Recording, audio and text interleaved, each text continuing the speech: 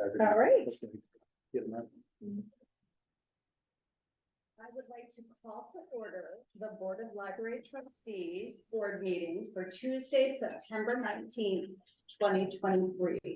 Could I have a roll call, please? Trustee Burrell, Here. trustee Gallant, Here. trustee Kelly, Here. trustee Meadows absent, trustee Roll, Here. trustee Zick, Here. president Smart. Here. Let's start with the Pledge of Allegiance. I pledge allegiance to the flag of the United States of America and to the republic for which it stands, one nation, under God, indivisible, with liberty and justice for all. Before we get started, I need a motion to include trustee Zick is out on business. But he is participating in the meeting, and in order to allow him to vote and participate fully, we need a motion to let him do that. So move. So moved. All in favor? Aye. Okay. Do a roll call. Not for those things. Thanks. All right. We do have one public comment. It was an email that we received. It says, I will read it. Hello, please include an option for ebooks to get the text and audio for an ebook. Right now I have to go to Hoopla and Cloud Library to get text from one and audio from the other. Many times I cannot get both text and audio. I saw that Amazon Kindle store has an option to add audible narration to a purchase. My last property tax bill charged me $25.94 per month for the Arlington Heights Memorial Library. I do not really care about the shows you produce or the maker price. I am interested in the ebooks and associated audio. I am also interested in board games and occasionally hard copy books. I know you spent a lot of money on Amazon purchases according to your warrant register. Sincerely, Melissa Kayer. Okay. Do we have any other comments? Any other audience members? No? Okay, we want to hear from the friends. All right, so we just had our August sale. We cleared netted $26,000. So it was a great sale for us again. Also at the last board meeting, we approved the new cost for the AV upgrade and also the added extra items on the list as well. So we last year's sales went really well. Also, I wanted to say that we had we're definitely over 500 members now, 536. And we actually picked up 67 new members in the last couple of months. So we're pretty good. I wanted to give a shout out to the IT group. They've been really supportive of us with the credit card reader, some tech support for laptop users. They kind of struggled with some things. So I want to say thanks to Mike and his team for supporting and because Great, thank you. That's amazing. Your sales are getting so very well. Big, and that's a lot of members. Actually, I don't know, but we changed the bookshop from donation to fixed pages for probably 30,000 and almost up and in, that kind of goes up and down. Right. They Well, that's- continue to stream with the same people. They keep the hours. Yeah. Over and over. Oh, yeah. Well, it's so well organized. It's really nice to be able to see. Yeah, and that shows. I know that takes a lot of time to organize things, so thank you for that. Hello, welcome. All right. If there's any questions, so we can sit up. First one. Yeah, any questions?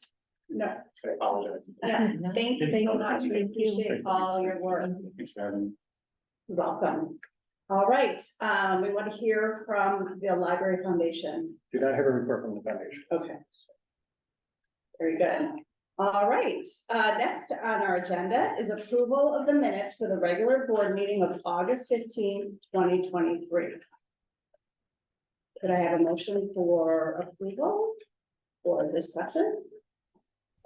I'll make a motion that we approve the minutes from the regular board meeting, August 2023. Second? I'll second. Okay, let's do a roll. Trustee Brown, Yes. trustee Gallant, Yes. trustee Kelly, Yes. trustee Meadows absent, trustee Roll. Trustee Zach. Yes. President Smarty. Yes. All right. Next, we would like to look at the minutes from the committee of the whole meeting. This was the September meeting on September 5th. Do I have a motion? I move that we approve the minutes of the committee of the whole from Monday, September 5th, 2023. Second? My second. Okay, let's do roll call. Trustee Brown, Yes. trustee Gallant, Yes. trustee Kelly, Aye. trustee Meadows absent, trustee Roll. Hi. Trustee Zach, Yes. President Smarty. Thank you. All right. Next, we have the financial report ending August 31st. Okay, our real estate tax revenue totaled $97,380.63 for the month of August. The library received personal property replacement taxes in the amount of $9,206.04 this month. August includes a reversal of $13,897.92 of expected grant funds. So we had marked those as receivables, but this was a grant for an emergency connectivity grant that we were told was awarded to us, but we recently learned, however, that the grant was later denied due to the dates that the equipment was received. So the receivable on our books was reversed this month, since we will not be receiving these funds after all. Copier printer revenue totaled $4,477.94. Our lost item charges totaled $1,339.75. August interest income was $32,233.54. Our donations totaled $74.79, but I did want to note that we received a $90,000 donation this month for a partial distribution from an estate. And we were named as a beneficiary. So you don't see it on the schedule because it's recorded on our balance sheet as deferred revenue until it's used. So you'll see that come in later at a later date when we use that money. We did not have any reimbursements from the Friends or Foundations from the Friends or Foundation this month. Other income was $323.52. Revenue collected from vehicle stickers totaled $350. Makerspace revenue was $654.75. And our total revenue collected in August was $132,348.04. On the expense side, 67% of the fiscal year has lapsed, and we have expensed 57% of our total operating budget. Our favorable variance to date is $724,334, and 14% of our total annual capital budget has been expensed as of August. But now with construction kicking in Kids World, you'll see the capital budget being expensed more so in the next couple of months. That's everything I have on the financial report. All right, I just have one question. So $90,000 from an estate, that's incredible. It is. And I hope, will we do something special to commemorate that, or did they ask for it to be in a specific department, or? They did not specify how to use the money, but we are going to do something. We've been in discussion step level as to how we can commemorate that donor. Yeah, great. That, I mean, is that one of the larger donations that you've ever That done? is the largest one I'm aware of. That's yeah. great. That's great. Greg has a question too. Sorry, Greg, you're behind me. Hello there. Yes, Now, okay, I can see me behind Amy there. That's just weird. That's hey Mike, I just wanted to ask you about that reversal. Yes. So what was that again? It was for certain equipment, but did we buy it after a certain date? It was for the emergency connectivity grant, which I believe, was this a COVID related grant? Okay, so this was a COVID related grant, and we bought mobile equipment for, getting staff out of the office and working from home, was covered under this grant. And so we had purchased some equipment. During that time, we submitted for this grant, but I guess, we learned later that the window in which we purchased it in was outside of the grant requirements. So we thought we had, we were going to receive it, but then, we reversed it because we were notified later that it was outside the window. So we hadn't received notification by the time we never received notification that we got it. I think we received notification that it was awarded to us, right? But then it was reversed at some point. Okay, it just feels odd to me, but okay. So it's $14,000 that we spent that we thought we were going to get reimbursed on, but we didn't.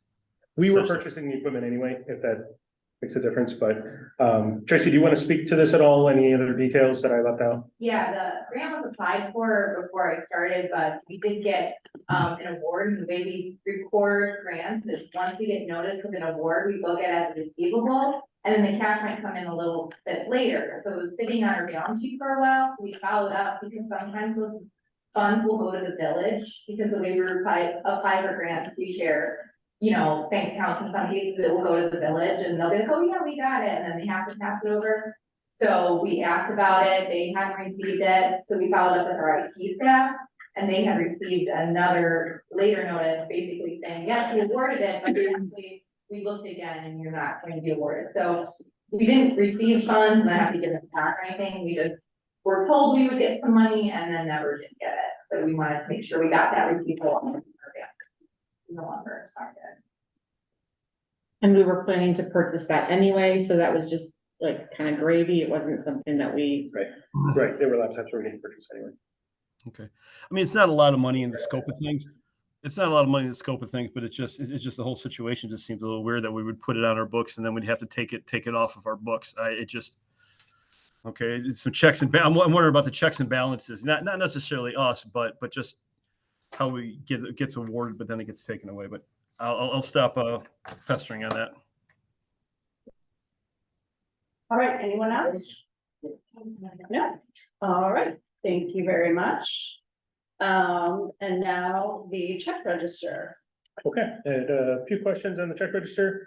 On page 8, check 101267 to Claudian Incorporated for $588.22. So that is quarterly maintenance payment on the Claudian postage machine in the administration department. We own the machine, but we pay quarterly on a contract we have in place, which includes meter rental and maintenance such as ink, meter tapes, and some other servicing of the machine. Then on page 11, check 101271 RCN in the amount of $7,319.49. That is for internet to the main library that covers 3 months of service. We did receive a question about different internet service providers and why we have different internet service providers. So we have RCN, which is Astound, which used to be WOW. And then we also have Comcast. We have Comcast here at the main library, at the Makerspace, and at the Senior Center. And we have 2 different internet service providers here at the main library for redundancy. Sometimes those lines go down, and we want to be able to roll over to one or at least have some limited access through one line. So at the main library here, we have 2 different vendors, and then the Senior Center and Makerspace, we have Comcast at each of those. The Makerspace was, I believe it was Astound before, and they recently moved it to Comcast to increase the bandwidth a little bit. We also have AT&T as a vendor. They provide our cell phones, and we have T-Mobile as a vendor, and they provide our public hotspots that are publicly available. So we have a number of different vendors, but we do have, Comcast for all of them, and then the addition of Astound for the main library. Okay. I'm assuming that we've looked at, like, when you bundle your home and car insurance, it's cheaper. That we've looked at bundling some of those things with the different, Yes. like I understand the idea of having a backup, internet provider, but T-Mobile and AT&T, and it seems like there's a lot. We don't, yes, we used to have AT&T for our internet line, and, we do change our ISPs pretty regularly with speed advances, they come out with different speeds and different rates at different times. So we try and get the most bang for our buck with, bandwidth. What we're working with that is, we're not gonna, we actually don't save anything when we bundle it with our cell phones because the speed that we were able to save more by splitting that away from AT&T and going with a different vendor than to keep it with it and bundle it. So good question. Anybody else got? No, I would just say that I think that is reasonable to look at maybe once a year, once every couple of years. It makes a lot of sense that if our computers went down, that would really be an issue. So I understand the backup, but we have 3 different places, I think, for these suppliers. Just every couple of years. Yeah, I'm sure yeah. that's protocol. We check it Yeah, regularly. yeah. And as I mentioned, we are just changing over the Makerplace to Comcast. Yeah. So there's a number of things that we look at. Sure. One is cost. Yeah, 2 is uptime and reliability. That's Yeah. one. Like at the senior center, we have Comcast over there because we've had other vendors over there, but the lines that they have coming in are not as Right. reliable. And so Yeah. we've had regular problems with that they couldn't resolve. So we switched over to Yeah. Comcast and, so we are, our IT team definitely looks at that regularly. great, thank you. Okay, then on page 13, check 39400 to the Arlington Heights Memorial Library. That is actually a credit card charge for $859.57. That was a water heater for the main library. That was for the 1993 building and it was installed by staff. So they just purchased the water heater and installed it themselves. On page 14, check 101278 to Schools In. That is in the amount of $627.29.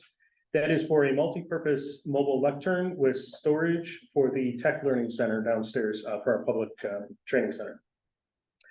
On page 23, check 101159 to AHML. This is another American Express charge in the amount of $28.95. That is for refreshments for the August 12th Death Cafe program, where participants join in a thoughtful, facilitated discussion about the end of life with the goal of increasing awareness of death to help people make the most out of their lives. Then on page 26, check 101152 to All Data in the amount of $1,500. That is our annual renewal of a automotive maintenance database. So it is like the newer equivalent of Chilton's or Mitchell's or any of that, if you're familiar with those. On page 38 and 39, and the second page of the American Express schedule, check 101159 to American Express. There's various charges, some of which are to eBay.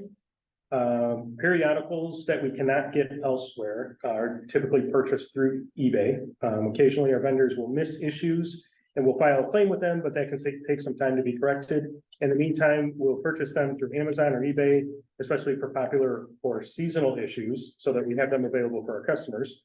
The ones on this page are for Life and Style and Taste of Home, Fall and Taste of Home, Fall and Slow Cooker recipes, which circulate well via our Hot Picks magazine collection. Then on page 52, check 101256 to Overdrive Inc. That's in the amount of $17,500. That's a renewal of our service that provides 5,043 popular magazine titles available to read in the Libby app and AHML's Overdrive website. So that's the e-readers. On page 55, check 101157 to HML. This was a special check to McCann Window and Door in the amount of $16,000. This was the first payment of the Belmont window replacement project, which was awarded at the July meeting. Then on page 57, also on page 13, check 101239 to Master Maintenance Service, the amount of $6,249. That's the total of those 2 checks. That is for janitorial services at the library and Makerplace. And I believe there was a question about utilizing the same service at both places. We do utilize the same service. It's broken up in the check register in 2 different areas because of the how it's coded per department. That is everything I have on the check register. If anybody has any further questions, Yeah. Just in more general, so with because on here, there are a couple like lost book or material replacement charges when we have the interlibrary loans, like Wilmette Public Library, like, do we we pay, they come off of our check register, so we reimburse those other To the other entities, libraries. but then do we then collect I from? believe we charge the customer, but Dana, do you know that off the top of your head? I think we do charge for, or I don't know what, not there. It's fine. Okay, I was just curious, because there are a couple out there, so, thank you. Sure. Okay, so, Anything else? right, No. then I move approval of the accounts payable check register for the Arlington Heights Memorial Library for August 31st, 2023, in the amount of $1,246,751.82. We have a second? A second. Roll call, please. Trustee Noel, Yes. trustee Gala, Yes. trustee Kelly, Aye. trustee Neville is absent, trustee Roll, Aye. trustee Zick, Yes. and Ms. Martin. Aye. Thank you. Very good. All right, executive director's report. Okay, a few things to highlight this month are on the first page here, the Violins of Hope exhibit. So I'm sure you all noticed throughout the month of August, we had the Violins of Hope. The library, in partnership with the Jewish Community Center of Chicago, also known as JCC, was entrusted with 6 historic violins played before, during, and after the Holocaust. The Violins of Hope exhibit officially opened on Monday, August 7th, and was accompanied by several companion programs. Throughout the month, the community has been introduced to the 6 violins and their histories at the library and on social media via Instagram and Facebook. And I put a couple of the posts in there. We also had a couple of programs around it. On August 13th, the library welcomed this standing room only crowd at the Henderson Room for the Violins of Hope storytelling and performance. The 214 attendees were treated to performances by violinists that selected pieces that beautifully showcase the resilience of not only the violins themselves, but the community the violins represent. A storyteller, Doris Lazarus, represented JCC Chicago, told the stories of each violin in an exciting, sentimental, and respectful way, and provided a very active question and answer session along with Hillary Wank of also of the JCC. On August 11th, Pastor Chris Edmonds brought Footsteps of My Father, the historic story of his father, Master Sergeant Roddy Edmonds. Presented live in the Hendrickson Room, this event engaged multiple Violins of Hope partner libraries via Zoom. 25 live attendees were enraptured by the heroics of the Master Sergeant as they learned how he saved multiple Jewish lives while being a POW during World War II. And on page 3, National Night Out. Staff had the pleasure of engaging with 687 individuals at a lively National Night Out event in Arlington Heights. Attendees had the opportunity to pick up delightful crafts, enjoy exciting giveaways, participate in engaging games, borrow books, and even witness the enchanting presence of real-life gigantic caterpillars. This event serves as one of the annual highlights, drawing a significant turnout from residents, fostering enjoyment and enhancing their knowledge of Arlington Heights. And on page 4, Heritage Fest. So presented in partnership with the Arlington Heights Park District, the Arlington Heights Historical Museum, and the Village of Arlington Heights. This second annual community event held on the museum grounds showcased more than 15 different cultures through interactive tables and performances. Library staff and volunteers represented many cultures, including Sweden, India, Japan, Uzbekistan, and the United States. Graphic staff created a beautiful passport for this event, which guided attendees through the event's activities, where they would present the passport at each table to receive a sticker. When attendees collected all the stickers, they received a prize. The event was attended by 550 people and received fantastic feedback. All right, then on page 6, the Teen Film Fest. On Friday, August 18th, the spotlight was on teen filmmakers at the 17th annual Teen Film Fest. 11 entries were received and all the films had a chance to shine during the main event. After their film played, each teen filmmaker was invited to come to the stage and receive feedback on their film from a knowledgeable panel of judges. 84 attendees were able to voice their opinion by voting for the audience favorite award. And a special after party was held in the hub after hours to celebrate, where filmmakers, judges, and attendees had a chance to mingle and snack on goodies provided by our wonderful Teen Advisory Board volunteers. Then the Falcon Park Fiesta, partnering with the Mount Prospect Public Library, our youth outreach specialist, Kim McGuire, coordinated on developing and delivering an end of summer event for families at Falcon Park, located in Arlington Heights, on the southern end, near Mount Prospect's, branch. Kim and the Mount Prospect Public Library staff engaged 50 participants with activities and story time. The event was planned to coincide with bookmobile stops, so service could be promoted to attendees and park goers. Okay, then also on page 7, the job fair. In August, the library partnered with the Illinois Department of Employment Security to offer a municipal job fair. The job fair had tables from local municipalities, police departments, and other government agencies. There were 98 attendees, 17 employer tables, and 59 job kits distributed. All right, then jumping over to page 11. We have congratulations to Cindy Hammond, who presented a core webinar with 2 other librarians titled The Marvelous Middle, Finding Ways to Grow and Thrive in Middle Management. This was an adaptation of their ALA presentation and discussed learning how to grow, thrive, and spread influence as a middle manager.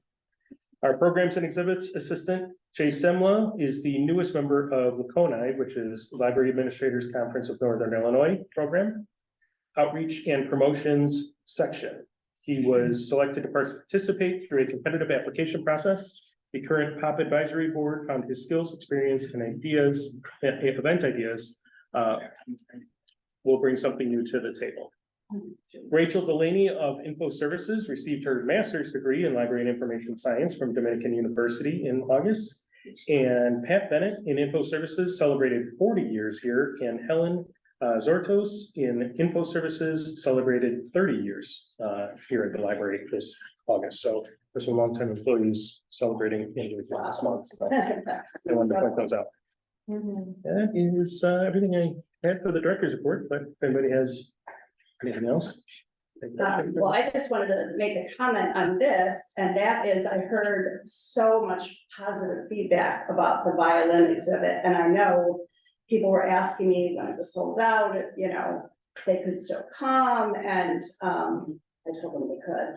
And just the violins were really incredible, and just looking over the varied audiences that we targeted, and our outreach, I think, is really impressive.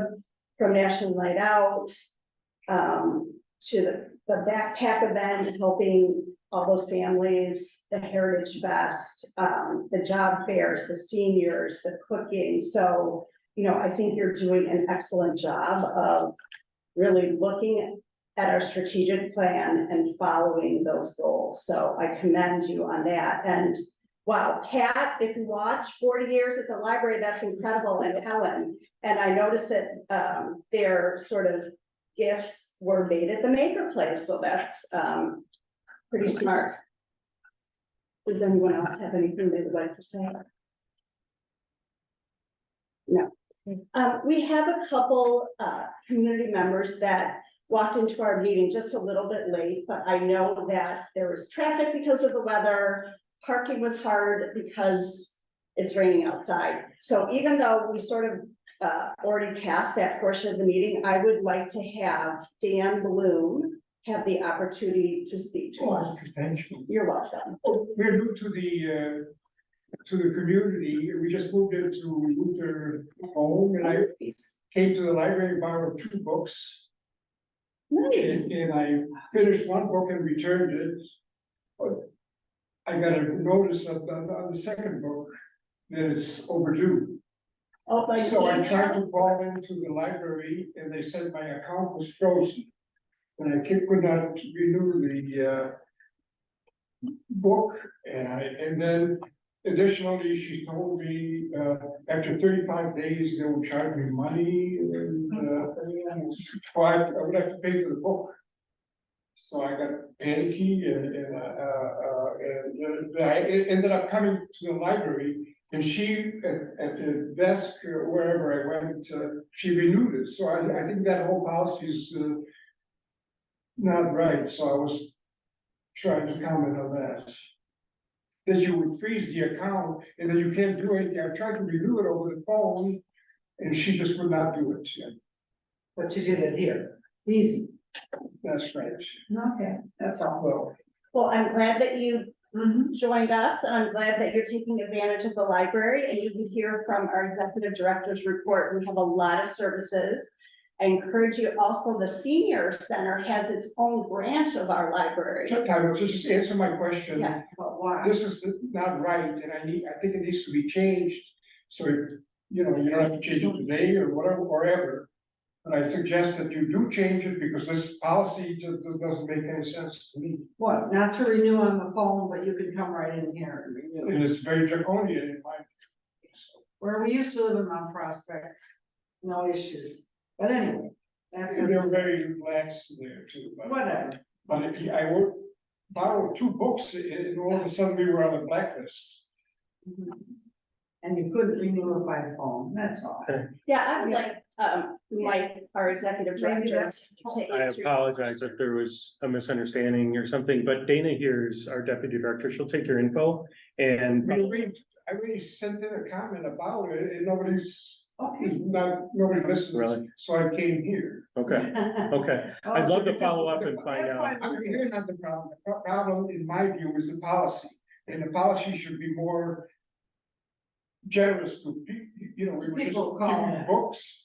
We read one book and then and the other one was overdue. So this is just. And my account was frozen and I was like in a blacklist.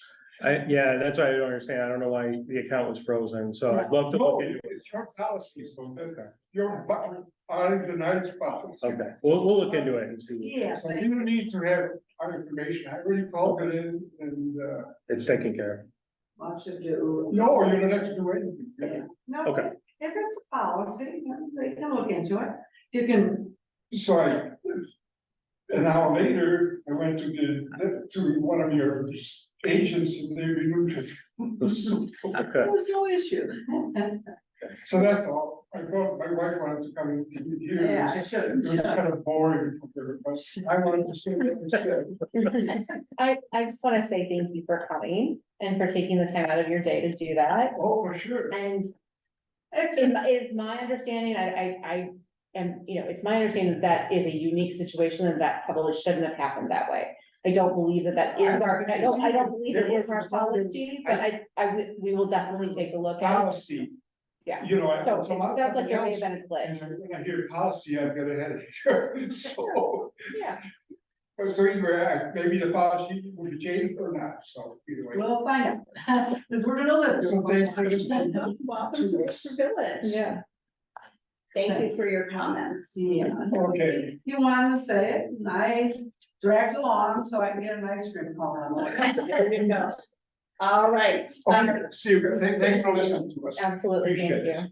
See you. Our next order of business is the adoption of revisions to policy 1.101, rules of the Board of Library Trustees. Okay, so this was the policy that we had brought to the committee of the whole meeting in September. This has just a couple minor changes in it just to be in line with the Open Meetings Act. There was a recent change just to add unexpected childcare obligation to reasons that a board member would be prevented from physically attending the meeting. With the addition of unexpected childcare obligations, we switched around some of the wording just to condense it a little bit. We moved point number 3, business of the library, up to point number 2. You know, to bring that in line with employment purposes for the business of the library. And then number 4 was other emergency. We included that in the one above it, family or other emergency, and then added unexpected childcare obligations. You guys have any questions about this? Trustee Zip. Hello there. Hello there. I'm off mute. Okay, good. First of all, should probably nickname this the ZIC policy as much as I've been using it lately. So I apologize for all that. I'm just going to throw something out there and I'll explain why. The number 3, where we're saying family or other emergency. I did watch the video of the committee of the whole meeting on this. So if it was talked about and I missed it, I apologize. But other emergency, obviously we're leaving that vague. Or it's vague on here. And if we leave it vague, there could be good reasons to leave it vague, but one person's emergency might not be what equates to another person's emergency. And I just want to make sure that we understand we are leaving that vague on purpose And so certain things could come up that, maybe not everybody thinks is it really, delves into an emergency, but one person does. So, or that person that needs to take it, there's going to be some subjectivity in that. And I just kind of want to bring that up just so we know if we want to go forward with that, that's fine. We do that. And then sometimes you do leave things purposely vague. But I just kind of want to point that out, maybe just kind of as a devil's advocate type of thing. If there's any discussion, if we want to make that more defined or not. Yes. I would comment, I would lean on I think if we start trying to define emergency, I mean, that is a laundry list and, the cat's in the tree, I got a flat tire. I don't know, where does that start? Where does that stop? And, sometimes it's the needle in the haystack that, I just twisted my ankle and yes, I could hobble to the meeting, but I'm gonna lose my mind because everything else is falling apart too. Not saying that I personally am falling apart or that anyone on this board is, just that I don't know that we really need to go through and define what. I would respect my constituents that if you feel that you are having an emergency, whatever that may mean to you, and you cannot attend in person, I would respect you enough that you could make that decision for yourself in light of your, oath to this board and to our, Yeah. yeah. Yes, go ahead. Yes, and other emergency was in the policy previous, right? So this isn't something that we've added, we're just moving it in the order. So basically this, in my understanding, is basically just precluding a vacation, right? If you're on vacation, everything else would fall under the realm of being able to attend electronically. Yeah, well, my understanding, I mean, I agree with trustee Rule. I don't think we need to define emergency. I mean, there's a fire on your block. I mean, I guess COVID, we never would have thought of, who knows what would come up, but in my 2 years on the board, I've never seen someone take advantage of the policy, and I think we could get in trouble if we define it too narrowly. Mike. I just want to point out, the wording in what you have in front of you is the same as the act. So they define it as other emergency. So if we want to stay consistent with the act, this is pretty much verbatim. Is what they're saying. Yes. Yeah. Go ahead, trustee Yeah, Zinn. if I could just finish up. So I would assume that since it was in red, the or other emergency was added into the policy for this.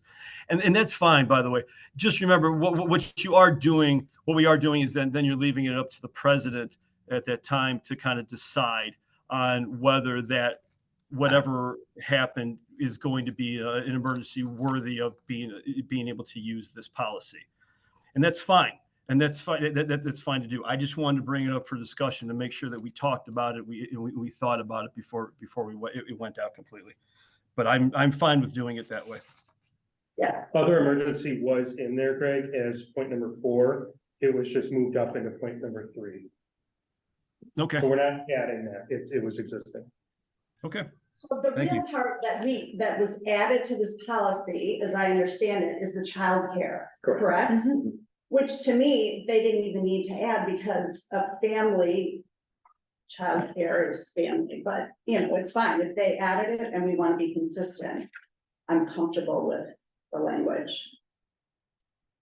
I think it's kind of nice to add it because there have been situations when, I still have a small child at home, but something may, he's sick and I can't leave him with his big brother, which normally would be fine, but if he's sick, his big brother, there's only so much that your teenager can handle. Right. So, And family being, if you had elder care issues. sure, the other opposite way. Yeah, so, all right, so could Do we you have have a to prove motion? this? Yeah. Yeah, could we have a motion? I move that the Board of Library Trustees adopts revisions to policy 1.101 rules of the Board of Library Trustees. For a second. Yeah, the roll call, please. Trustee Burrow, Yes. trustee Gala. Yes. Trustee Kelly, Aye.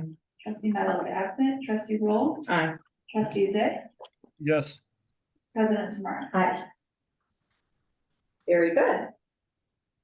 All right, tell us about Kids World. All right, I am excited to be able to tell you guys that we have kicked off the project. If you walked through or around Kids World on your way up, you saw a lot of visqueen hanging. You probably noticed that there are new walls in place.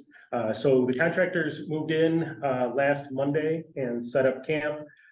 They've been working, they did the demo right away. They pulled up the floor in the Lindsay room. They prepped the areas that they would be working in and erected the walls that will extend the Lindsay room to accommodate the sink and additional closet space, and then also built the walls for the wellness room and the all-gender restroom. I think today they did the boring for the plumbing and have already started running around the plumbing and electrical. And we are expecting to have an inspection, rough-in inspection on Friday. So if all goes well with that, which we are expecting that it will, next week, you start to see drywall going up in those areas. So they're moving along, they're ahead of schedule already. So we're feeling pretty good about it. We have a timeline of, we're expecting to finish November 22nd is the last day of the project as of right now. We will close the department for probably 2 weeks in early November when we do the entrance. So we're gonna try and keep the department open as much as possible. Otherwise, but when that entrance is being done, we don't want people passing through there during construction. So that'll be the biggest disruption. If you may have noticed, a lot of our collections have moved around. Our facility staff has been working diligently to get all of the shelving moved before the contractors came in and try and stay ahead of them. We've done some of the paintwork already on the walls, so you'll notice some of the walls are now different colors in the new color palette. So it's coming along quite nicely. We're very pleased with the contractors that we have and our construction manager. We're meeting weekly with them, and we're all, looking forward to this moving through quickly and minimizing disruption and having some nice changes in the end. So Any unexpected hiccups? nothing yet. We do know that we'll probably have a couple of minor change orders for like boring through the floor for electrical in certain spaces that we didn't anticipate. But nothing significant at this point. We haven't found anything as they were erecting the walls or anything like that that were big. Good. Trustee Burrell. A question and then a comment. Question, when we close it down for about 2 weeks, will the collection still be accessible like somewhere else or? Yeah, we're gonna probably have staff stationed outside of that area that will run and get items for customers. So I don't know if they're gonna move out special collections. But mostly just have like my set. Okay. Someone running back and getting materials. Okay, so if my kid is like, I need a big Nate box, they can go. Yeah. Okay. Yeah. Possible.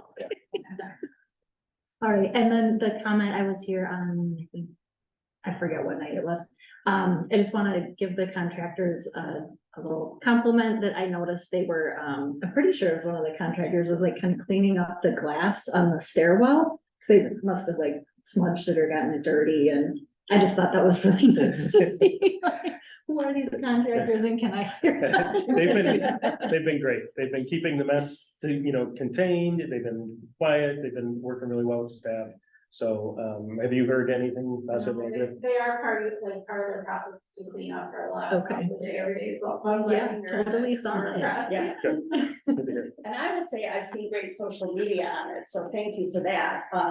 Showing, people like to see what's going on. And also I noticed that all of the Kids World events, story times, meetings, whatever, they're very clearly marked in different rooms. So that's really helpful. So thank you for that. All right, new business. I think for new business. All right, I have just a couple things that I wrote down here, perhaps for other. One, I know that Trustee Burrell and Mike went to the One Book, One Village presentation at the village board meeting last night. Yes, Sherry and Neil did a fantastic job presenting our One Book, One Village selection to the village board. And of course, the village board, they're always so supportive of us. Had nothing but wonderful things to say about the library. So it was very nice. Yeah, I was really hoping to make it. My flight was late, but I did watch it when I got home. I did not know there were recipe cards, so looking forward to those. Another thing, I just want to, sort of reiterate that, I know that the library has very good protocols in place in case we were to get one of these weird calls that some other libraries are getting. So we just need to, be aware of that. And I just wanted you to give me a quick update. Is there anything, like, how are you feeling about hiring the communications director? Sure. So we have gone through phone screens and we've gone through all the applications for the director of communications and marketing. We have a lot of really good candidates. We've had a very strong turnout for that position. We've gone through a number of phone screens. We have a couple more to do, and we started first in-person interviews today. Actually, we had 2 of them, so it's going well. We have a lot of, like I just said, we have a lot of really strong candidates, and we're very pleased with the turnout. So yeah, it's going well. And can I introduce April Harder? She is our interim director of communications and marketing, joining us this evening, and likely board meetings going forward. April is. What is your normal title? Editorial supervisor?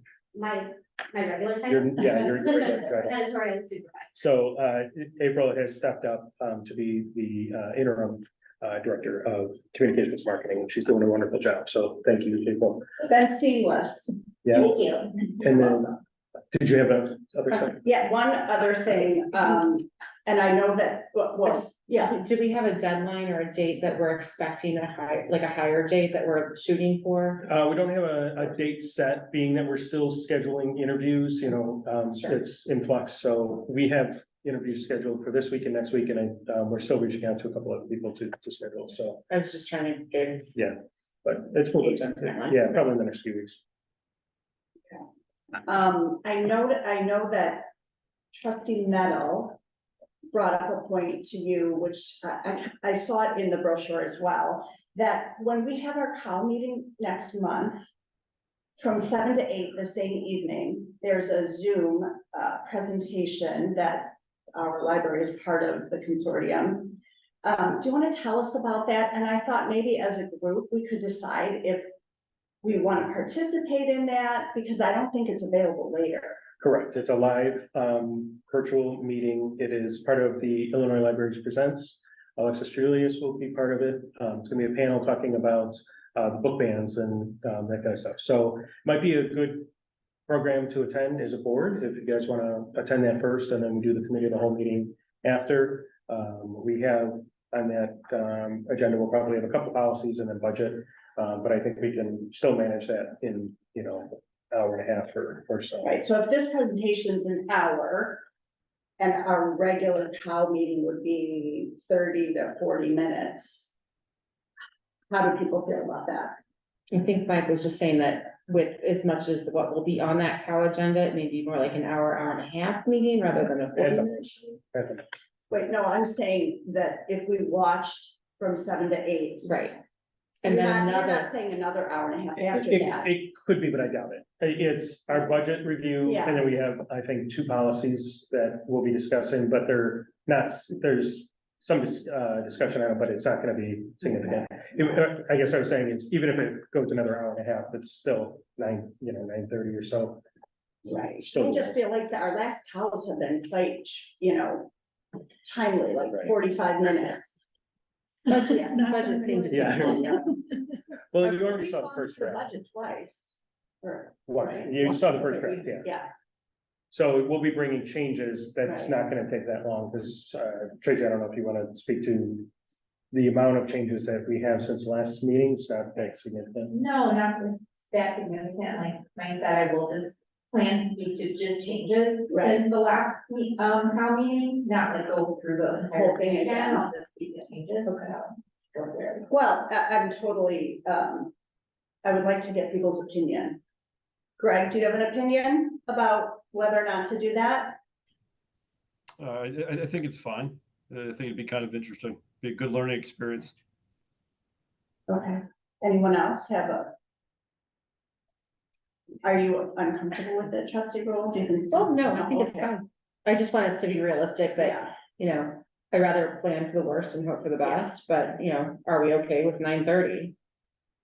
trustee Gala.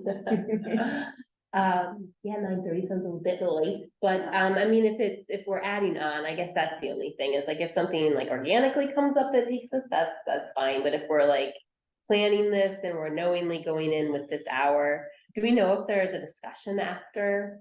If they're like, I don't. Well, I think it's an hour Zoom, that's Yeah. all the present, you Okay. know, that includes the in discussion. discussion, okay. Yeah. Well, I think it would be a really good idea if we could do this, it's such an issue in libraries now. I also think if we're all really good about reading the budget ahead of time, and if we have changes, or not changes, if we have questions, or if we can send those to Mike ahead of time, then, you know, he and Tracy will have the opportunity to think about those issues or whatever, understand how they need to explain it to us. That would make that part go faster. And I really doubt it will go an hour and a half. Yeah. I'm just thinking worst case That's scenario, good. we still have plenty of time to talk about everything, I think is Okay. kind of where I was going with that. Okay. Well, then, I mean, I guess, I mean, it's a consideration for everyone, I think, And too. I mean, I suppose if, I don't think this would ever happen, but say if the presentation wasn't that great after 45 minutes, we don't have to stay on the whole time. It's not like we're on camera or anything. Right. But I do think I mean, we'd do it here, we'd each have our computer and be watching. What do you? Yeah. Great. I was just gonna say, it sounds like this would probably be something that would be voluntary anyways, unless we put it as part of our agenda that we're going to do this.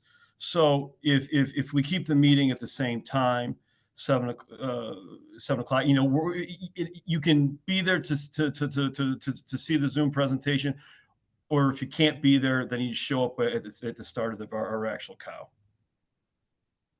Like, wouldn't we just move the No. meeting to start at 8? I don't think so. I think.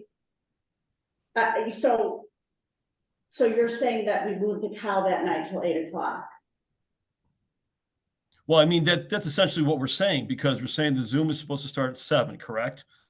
And so you're not changing anything than what we just planned. So this meeting is going to go till 8 o'clock, which would mean the cow portion of it would start at 8 o'clock anyways, regardless. What I'm saying is that first hour, the 7 to 8, if you wanted to be there, since it's actually not part of the agenda, unless we're saying we're going to make it part of the agenda, it's not part of the agenda. So that part of it would actually be voluntary.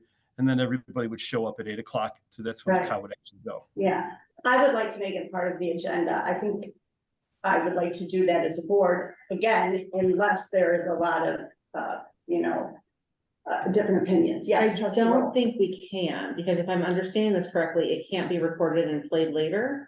And by doing that, it would be part of our meeting, and it would be available through our because we But we're not record these gonna meetings. watch. I think it might I think it might violate our If it's on the contractual agenda. agreement with the presenter. But we don't have to record that. Yeah, we're not, Oh. We could just start the camera at 8 o'clock. Right, I'm just saying that, like, if we say that that's part of our meeting and it starts at 7, then either people aren't looking at anything for a first hour, or that it's. right, I think we should just move Yeah. it to 8 o'clock okay. and yeah, explain the reason is that Right, it allows, you know, the board and anyone else to watch this program. perfect, okay. Why don't do we need to take a vote on that? I don't Think so. No, all right, but we need to post that for the public so that they know that the business portion of our meeting, the cow meeting will start at 8 that night. I do think we should also have a notice that the board will be together watching this. Right. Because, you know, being that. you'll all Because that would be together, violate the Open Meetings Act, yeah. Right, Correct. exactly. yes. Well, I think it's just, since it's not going to actually be an open meeting, we can't discuss it, or we can't discuss library stuff while we're watching the meeting by the letter of that law. And if you wanted to put it as part of the meeting, I suppose you could, but what we'd have to do is start a little bit earlier, because we've got a policy that says this is our agenda and this is how it goes. And then we'd have to make a motion saying, I want to move this part up up to, the beginning part right after roll call type of thing. So there'd be all those just machinations that would have to happen if we're doing things to the letter of our policy and the laws. The other option would be to just start the meeting at 8 o'clock and everybody watch it individually.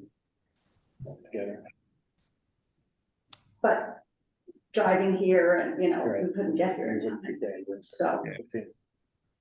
I think we just open it up and leave it to everybody who wants to show up and be there. Just realize we can't have a discussion as a board because we're going to have more than 2 people there. Right, okay.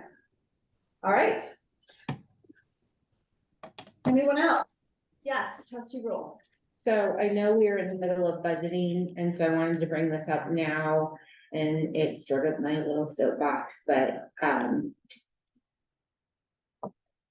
several times I personally have not been able to get into the maker place on a Monday or a Friday. And, I cannot be the only one, and I've gotten emails from our constituents saying as much. I know that we had talked about having things closed on Friday specifically for special events.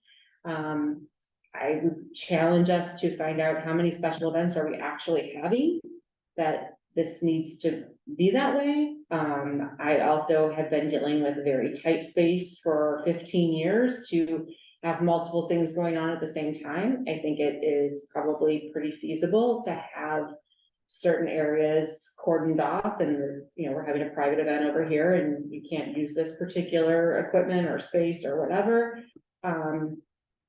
I'm not trying to put more pressure on the staff that are currently working at the maker place. I'm very much a proponent of working smarter, not harder, and looking at, and the times I have been there, the staff is amazing. I mean, could not say, like, wonderful to me, wonderful to everyone else I see them interacting with. I know that I have been like a needy, like, help me, I have no idea what I'm doing, flailing my arms and, and they've always been incredibly gracious and incredibly patient and incredibly helpful. But there's gotta be a way for this to be more accessible. We have such an amazing gift in this, town, and to have it just tough for the work, the working professional or the person who takes a weekend off or something, if they're gonna take a day off and tack it onto a weekend, that's when, it's a Monday or a Friday, and it's just tough. So I would very much ask you guys to look at that again, especially as we're in our budget season of, adding a staff member, shifting people around. I don't know what we can do. I want to be fiscally responsible, of course, but I feel like there's got to be some give there. We do have one staff person in our budget next year already, We correct? do have some money put in there. Yeah. Yeah, it's inflected.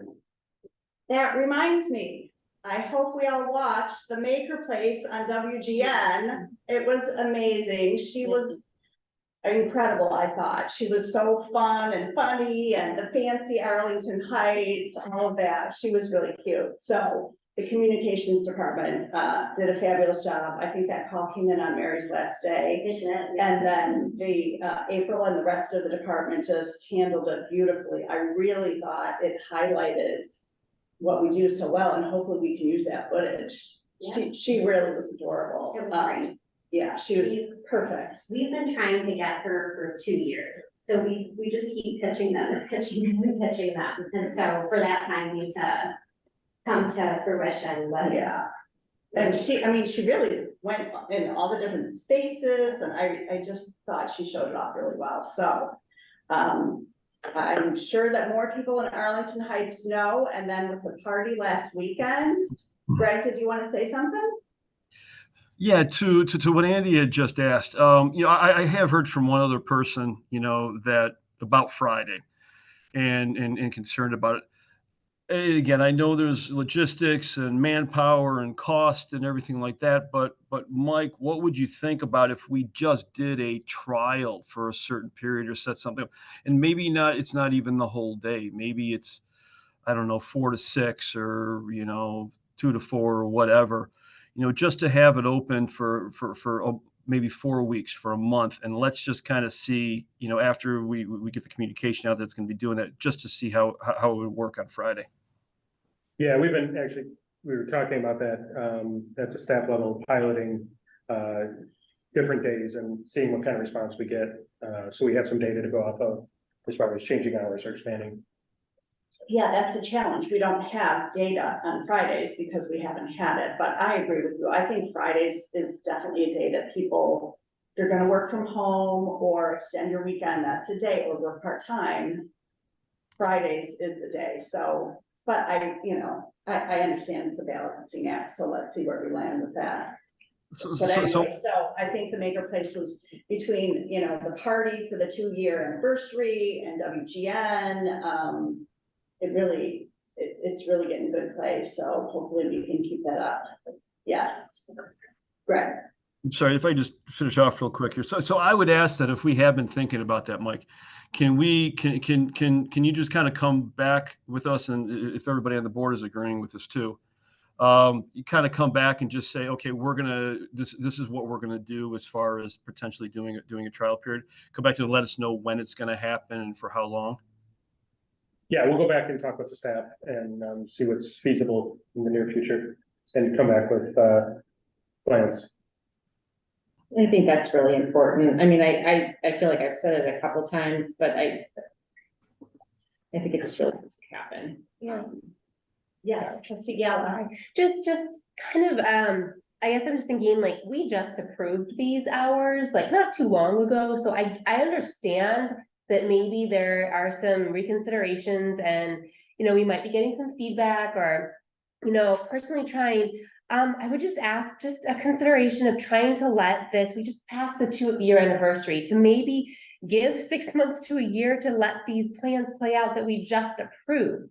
So, I mean, with all due respect, I understand Friday, and if it's in the pilot and you're working on it, great. But to like, I feel like there's a push to like get a date on the calendar for this pilot. And so could we maybe give the staff maybe like 6 months, we revisit in like 2024, like January? You can hold me to it, but we just voted though, I feel like, to say that we agreed that this is okay. So there's my 2 cents. Trustees. I do agree with you, and you do have to let things play out. And I'm not saying, by the way, that Mike has to come back, the next meeting and say that, we're starting this, November 1st or anything like that. It's just that I do agree with Andy. I mean, it has come up before, and it's come up. It came up when we were first, working on opening up the Maker Place too. When we were talking about the hours, we discussed it, and then we decided to do that. Even if you come back and say, you know what, we're going to start this April 1st. We're going to do it. I'm just saying this because I just don't want to kind of lapse and just say, all of us talk about it being a nice idea and all that. I just want to get something a little bit more firm and saying, yes, we are going to give this a try. If not, then it will things like this, there's a lot going on. It can't falter.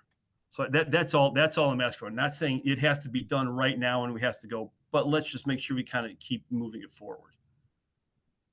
Yeah, I understand. And, we're working with staff to polish a lot of foundational services over there. And, before we change up hours, that's kind of why we haven't done this as of this point. There's, things that we're trying to figure out over there. It's a whole new concept for us, completely different service model, different interactions with our customers. It's a very different model that we're working with. And so there's a lot of things that we're trying to solidify before we change up hours and stuff. So I understand, the response from the board and looking at this, and I can, we can come up with a plan to evaluate this over, whatever timeframe, we can do this within, with what works with the staff and with the manager of that department. But I think what you guys want to see is, make sure that we're looking at this and don't let it just fall to the back burner. Make sure we're moving forward. And I would even, maybe they know, they have numbers on this.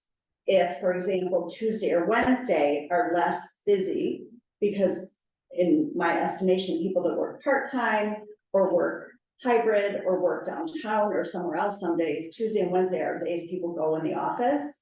Maybe we close on a Tuesday, but we're open Fridays or whatever.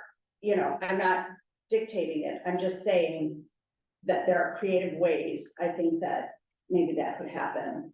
So thank you for looking at that. Yes, Yeah. trustee Will. I just wanted to trustee Gala's point, I'll be honest, I don't remember when we voted on hours last. I feel like we've had this conversation several times. And to trustee Zick's point, and to Mike, your point, just, we bring it up and it's like, yeah, we should look into it. And then it's like, but we haven't heard back. So like, okay, looking, and I also am not, I'm trying to be very cognizant of the staff and what the pressures are that they have, because the Maker Place is very different and it is very like one-on-one.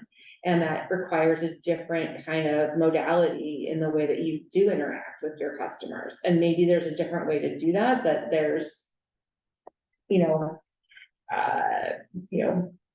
once, like every day or every Friday, every whatever day, we're gonna have this is how you use the 3D printer, this is how you use the sublimation, this is how so that you could just go and like all day, you could go learn that, and then that way, maybe they don't have to kind of teach all the time, like, okay, Kelly, you're doing, Stacy, you're doing this, and Sarah, you're doing this, because they are kind of running back and forth and trying to know everything about everything. And that has to be challenging. And so I don't have the answers. I just know that the availability and the hours that are open, we kind of talked about it a few times, and I just feel like it just keeps being like, that's a good idea, we'll look at it. And I don't know, okay,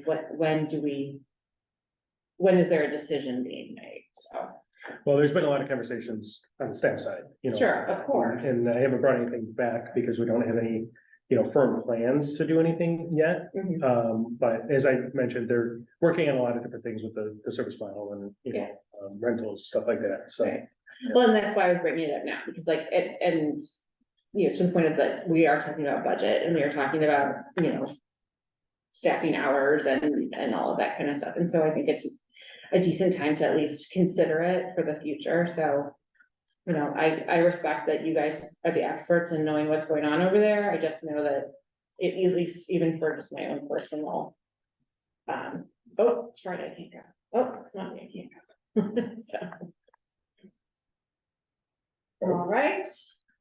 Any other?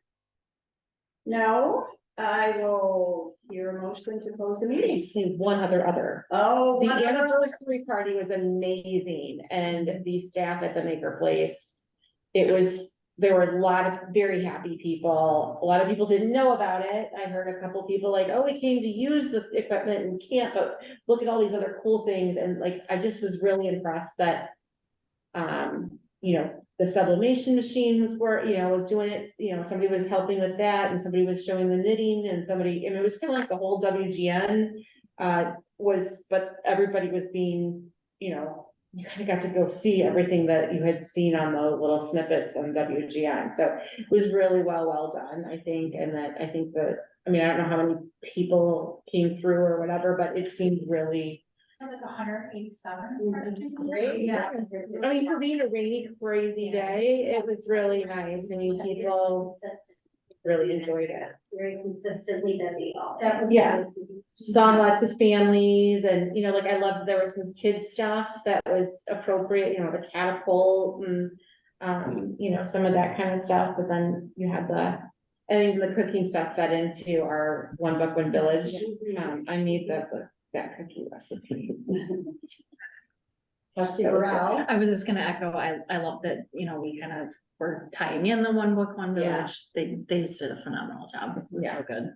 Yes. Yeah, credit to the staff over there. They put all that together. They did a phenomenal job. Yeah. Great. So after I just dissed on them for like 9 hours, I wanted to at least give them some. For people to see. I do. That's exactly it. I'm so excited about it. That's fair.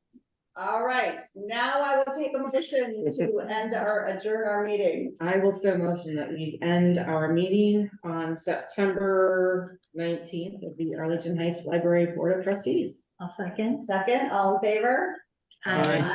Aye, thank you. Good night, everybody.